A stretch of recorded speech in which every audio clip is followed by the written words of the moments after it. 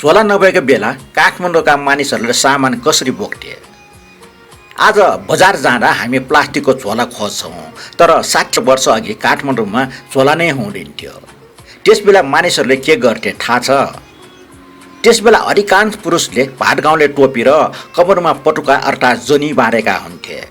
बजारमा चिउरा, मकै, भटमास वा फलफुल किन्नु पर्यो भने झोला खोज्नु परिन्थ्यो। सामान सिधै पटुकामा राखेर घर ल्याइन्थ्यो। थोरै सामान भए त भातगाउँले टोपीमै हालेर ल्याउने चलन थियो। कतिबेला बाटैमा टोपीमा चिउरा राखेर खाजा समेत खान्थे। पछि पुराना कापीका कागजबाट साना झोला बन्न थाले।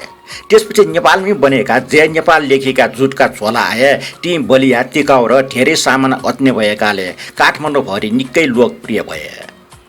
त्यसबेला मासु किन्न जाँदा ठुलो पित्तलको बाटामा ल्याइन्थ्यो। थोरै मासु भए पसलेले परालले पोको पारेर दिन्थे।